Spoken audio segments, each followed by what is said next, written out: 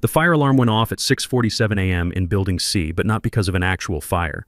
The Apex system had just short-circuited trying to process two identical purchase orders from departments that shouldn't even exist anymore.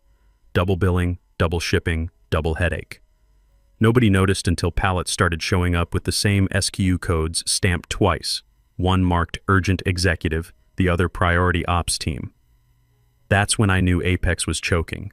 Not crashing, just clearing its throat in that quiet, ugly way systems do right before everything goes to hell. But I'm getting ahead of myself.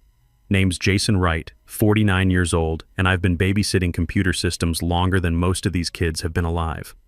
2 weeks earlier, I was sitting in my cubicle at 11 p.m., Mountain Dew in one hand and a network diagnostic tool in the other, trying to figure out why Apex had randomly decided that everyone with a birthday in March deserved double overtime pay. That wasn't a glitch.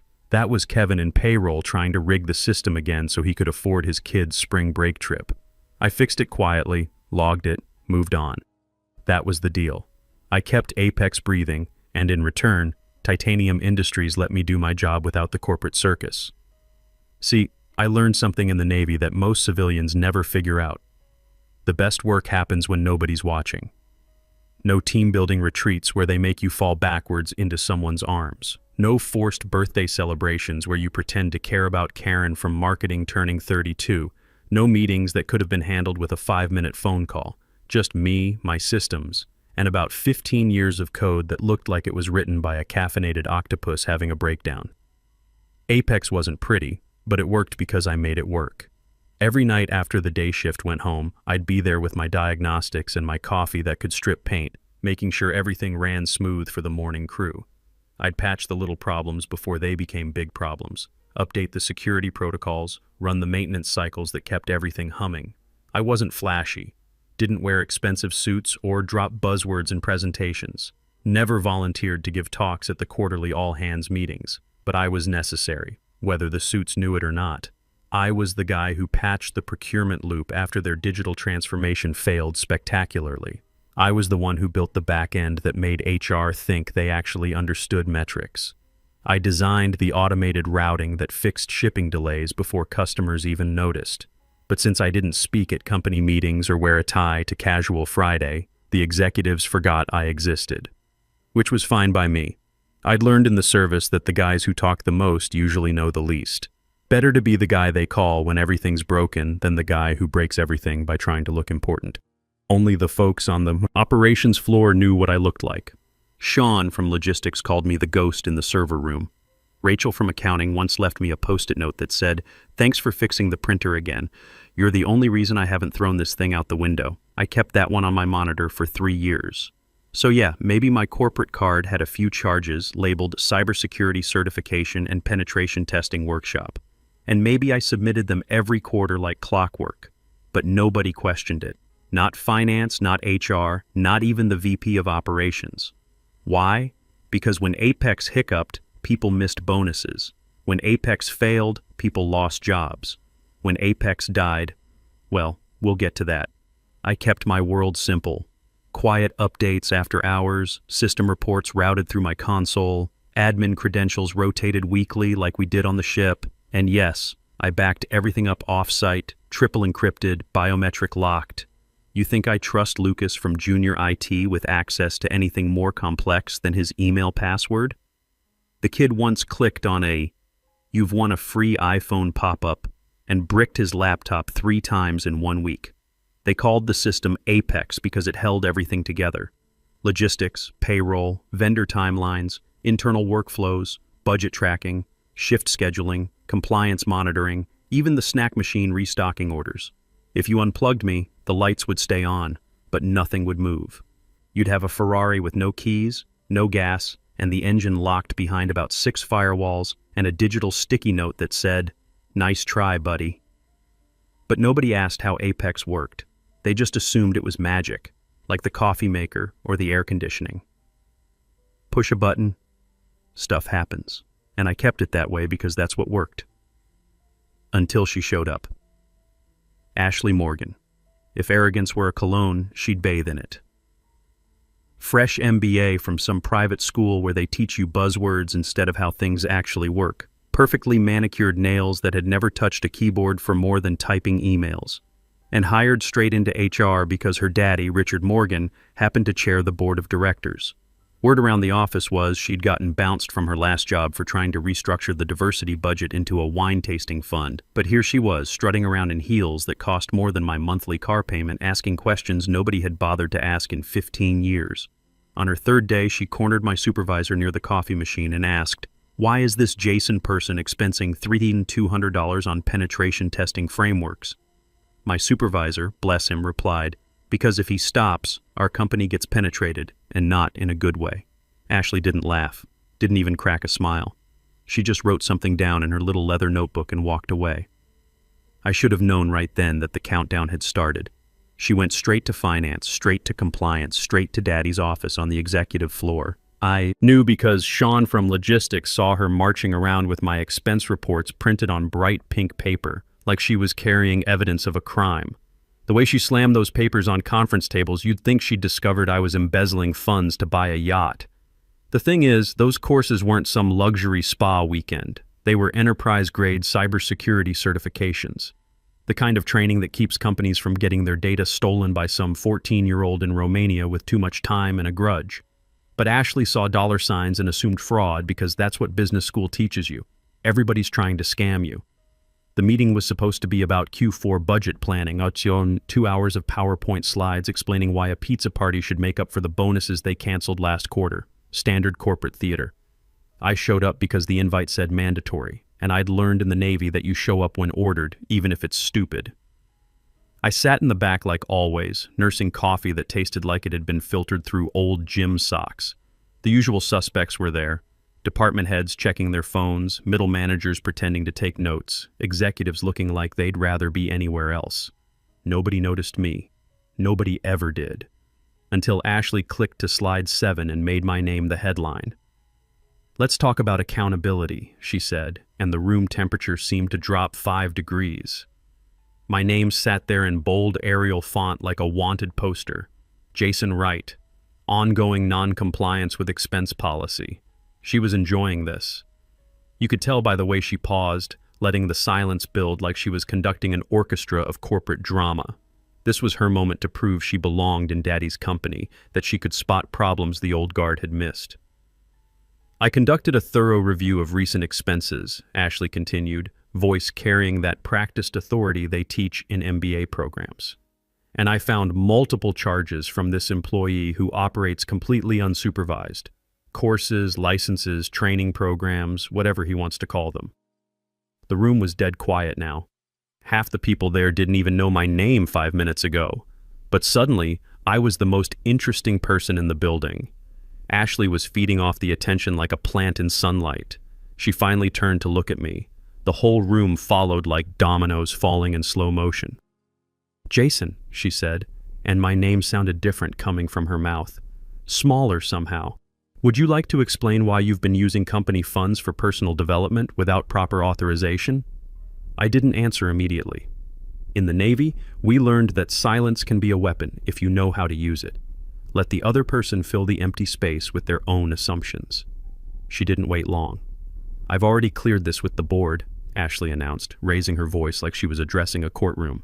"Effective immediately. Your employment is terminated for violation of expense policies and failure to follow proper approval procedures. Please surrender your badge and log out of all systems. Security will provide escort if necessary." The silence that followed was the kind you feel in your chest. 23 people holding their breath, waiting to see if I'd explode, beg, throw something. The executives looked uncomfortable. They knew enough to understand that firing the IT guy might not be smart, but they also knew better than to question Richard Morgan's daughter in public. I stood up slowly. No drama, no outburst. Just a calm rise from my chair, like I was getting up to refill my coffee.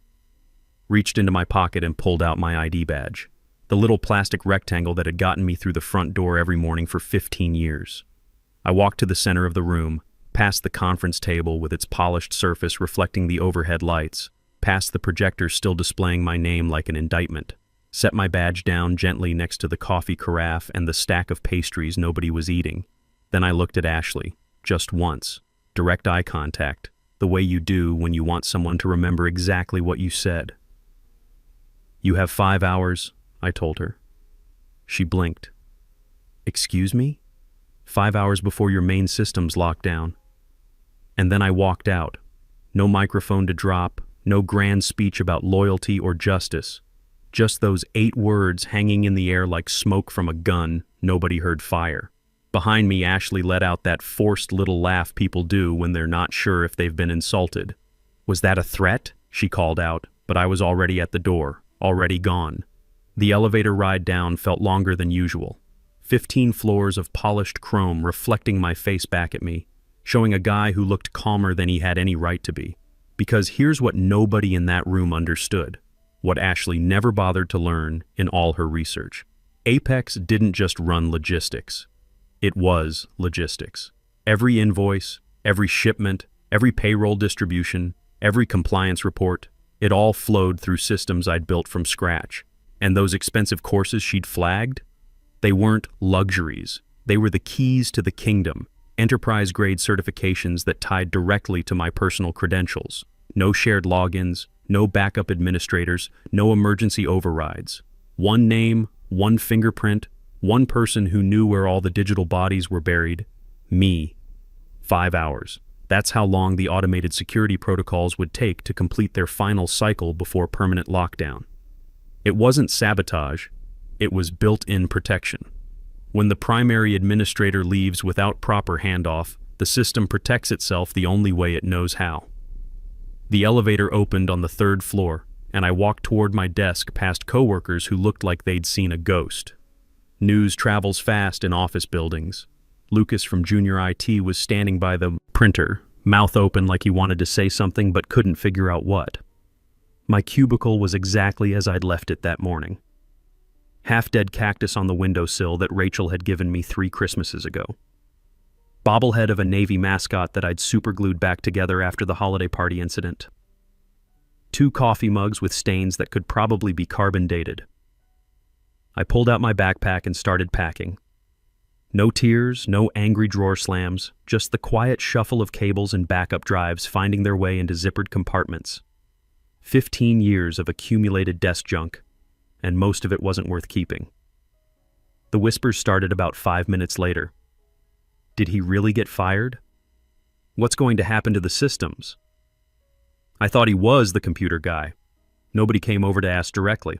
That's office culture for you. Everybody's curious, nobody wants to get involved. Ashley strutted back onto the floor about 10 minutes later, walking like she'd just solved world hunger. Her heels clicked against the tile with the rhythm of someone checking items off a to-do list. She did a little victory lap past the engineering section, made sure everyone could see her confident smile. She had no idea what she'd just done. I reached into my bottom drawer and pulled out a USB drive. Black, unmarked except for a piece of masking tape across the top with good luck written in Sharpie. Set it right in the center of my chair cushion where someone would definitely find it. No fireworks, no dramatic gesture, just a little digital breadcrumb for whoever inherited this mess. Zipped up my backpack, grabbed my jacket, and headed for the elevator. Didn't look back, didn't slam anything, just walked out like it was any other day. The elevator hummed quietly as it descended, and I could hear Apex humming in the walls around me. All those servers and switches I'd maintained for 15 years, still running on autopilot. For now. By the time I hit the parking lot, my access badge had already deactivated. I walked past security, past the lobby with Richard Morgan's photo next to the mayor, past that motivational poster that said excellence is a journey hanging next to the fire extinguisher I'd used to stop a server meltdown last summer. Outside, the air was crisp. October in Portland, that clean smell you get when the rain's coming but hasn't started yet. I didn't punch the sky or kick anything, just sat in my truck, pulled out my backup phone, and sent one text message to an old Navy buddy who worked at North Star Defense Solutions. Available immediately. Call when you get this. Then I drove home. No plan to come back, no exit interview, no forwarding address for my final paycheck. But that USB drive sitting on my chair, that was either going to be very helpful or very entertaining, depending on who found it first. Hour 1, it started small. A missed shipment here, a glitched report there. The kind of thing that happens every day in any big company, so nobody panicked. Yet. The first real problem was a truck loaded with priority samples for the Chicago trade show. It should have left the dock at 8 a.m., but the shipping label printed blank. When the warehouse guys tried to reprint it, Apex spat out a page full of question marks and a single crying emoji, something I'd programmed as an Easter egg years ago when I was bored during a night shift. "Printer error," said the warehouse manager, and tried to route it through the backup system. That's when Apex informed him that the backup queue had been temporarily relocated to a parallel universe, another one of my jokes that nobody had ever seen before. Up in accounting, Rachel noticed that half the morning's invoices were stuck in draft status. She tried refreshing her screen, then rebooting her computer, then calling AT.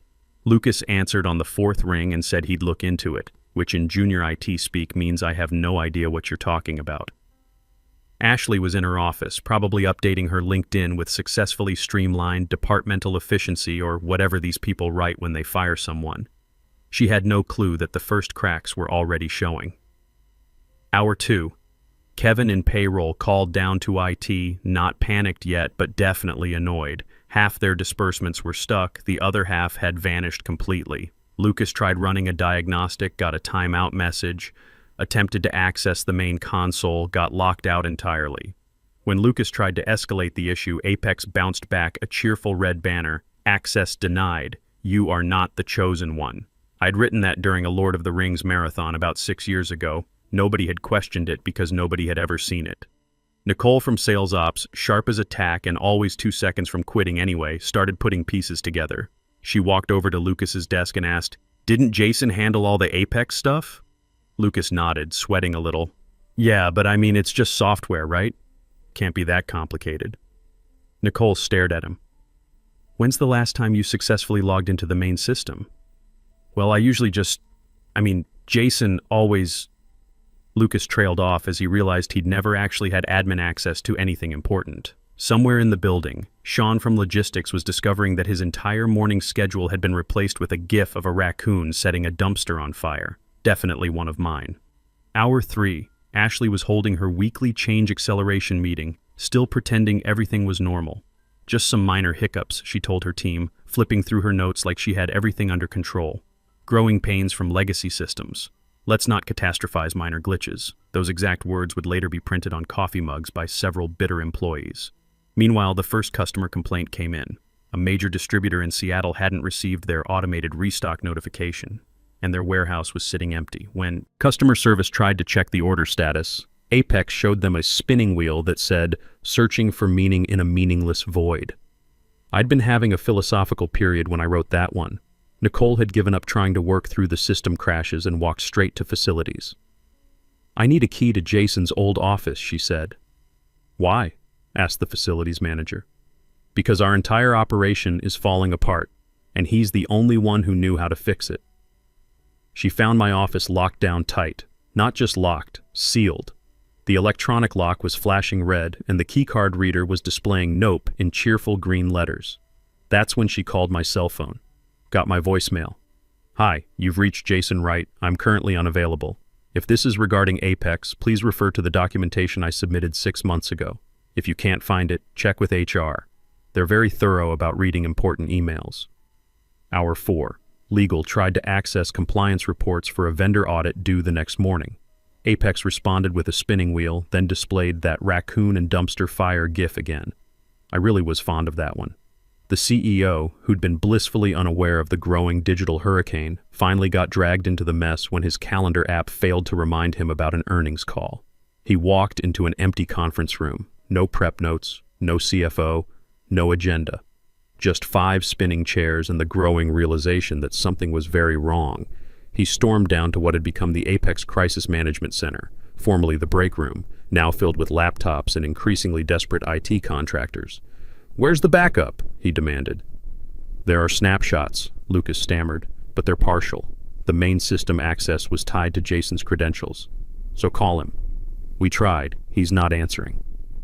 Ashley, who'd been hiding in her office for the past hour, finally made an appearance. "It's not permanent," she said, voice higher than usual. "We can rebuild it, patch it. It's just software." The CTO, who hadn't spoken up all year, actually laughed. It wasn't a happy sound.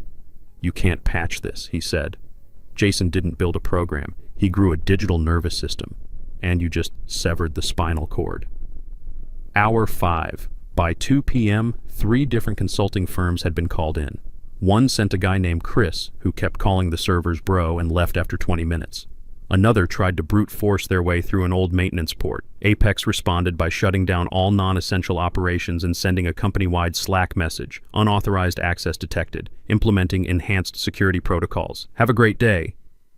The third firm took one look at my system architecture and quoted $500 an hour with no guarantee of success. That's when someone found the USB drive I'd left on my chair. Lucas plugged it into his laptop and it immediately played a 10-second video of me waving goodbye. Then it wiped itself clean and displayed a single message. "You had 15 years to ask how it worked. Now you have 5 hours to figure out how to live without it." The room went completely silent. Ashley's father, Richard Morgan, finally made his appearance in the crisis room, took one look at the chaos, one look at his daughter's panicked face, and asked the question everyone had been avoiding. "Can we get Jason back?" Nobody answered, because by then it was too late. Apex had gone into full lockdown mode, and the only person with the keys to restart it was driving home in his pickup truck, probably listening to classic rock and wondering what his new job at North Star Defense would be like. That night, while Titanium Industries was hemorrhaging money and dignity in equal measure, I was sitting in my kitchen reading job offers. Turns out word travels fast in the defense contractor world, especially when you're a former Navy IT guy with security clearance and a reputation for keeping critical systems running. My phone had been buzzing since about 3 p.m. Old shipmates who'd heard through the grapevine that Jason Wright was suddenly available. Recruiters who'd been trying to poach me for years but never had a chance because I was loyal to Titanium. Company executives who understood the difference between expense reports and investment in infrastructure. The best call came from Captain Rodriguez at North Star Defense Solutions. We'd served together on the USS Portland back in '98, back when computer networks were held together with prayer and Ethernet cable. "Right," he said without preamble. "Heard you just became available.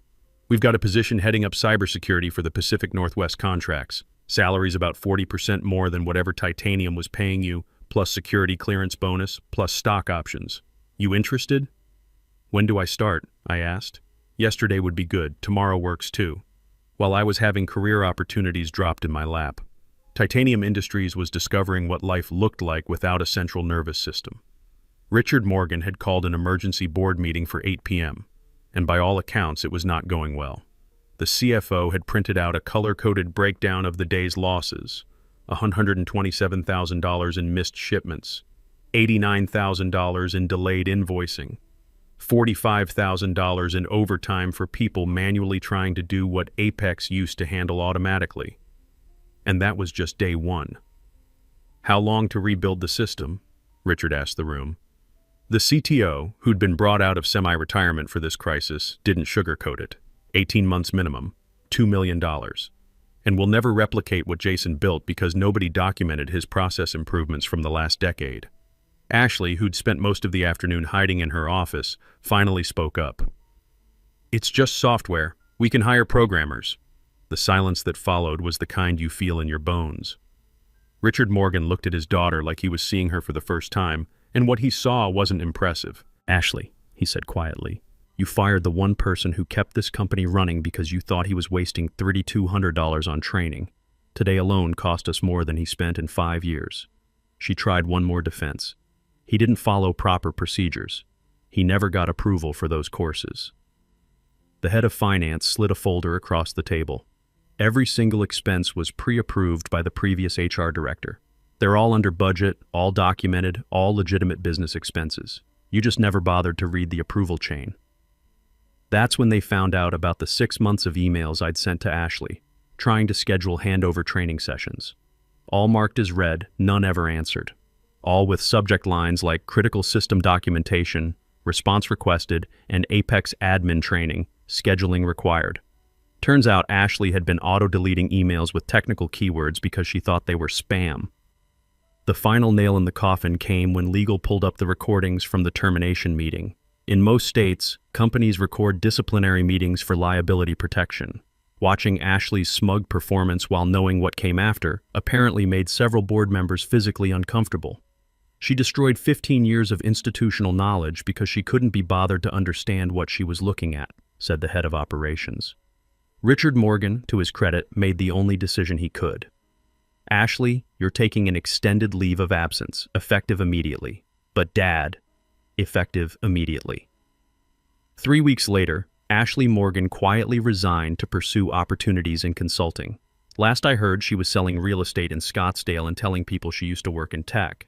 Meanwhile, I was settling into my new office at North Star Defense, where they actually understood the value of keeping critical systems secure. My first week, I prevented a cyber attack that would have compromised a $50 million contract. My second week, I streamlined their logistics network and saved them about 20 hours of manual processing every day. The respect was immediate and obvious. When I said we needed upgraded security protocols, they cut a purchase order the same day. When I recommended additional training for the IT staff, they asked how much and how soon. When I mentioned that I'd learned some interesting lessons about system dependencies at my previous job, they asked if I'd be willing to present to the board. It's amazing how much easier work becomes when people trust your expertise instead of questioning your motives. Titanium Industries, meanwhile, was slowly bleeding to death. They hired 3 different consulting firms, each one more expensive than the last. The final rebuild took 20 months and cost $2.4 million.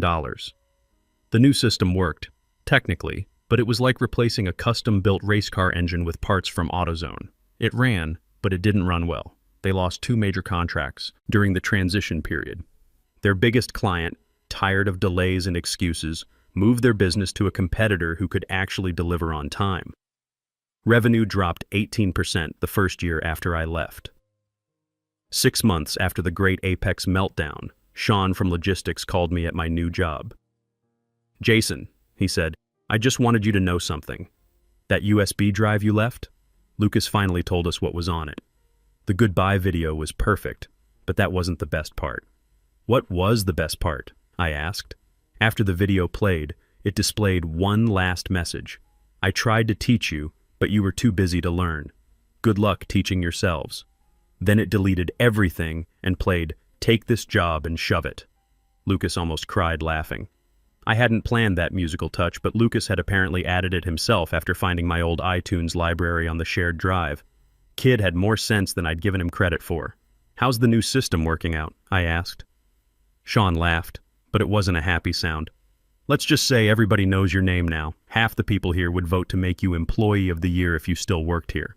But I didn't work there anymore, and I wasn't looking back. At North Star, I was building something better, something secure, something scalable, something designed by people who understood that good systems are built on trust and expertise, not corporate politics and ego. Sometimes the best revenge isn't destruction. Sometimes it's just walking away and letting people discover what they had and what they threw away all by themselves. They had 15 years to appreciate the value of quiet competence. Instead, they chose to trust arrogance over experience, politics over performance, credentials over capability. Me? I chose to work somewhere that understood the difference. And Ashley? Well, I hope she's happy selling houses in Arizona. I hear the real estate market is very competitive down there. Should be perfect for someone with her particular skill set.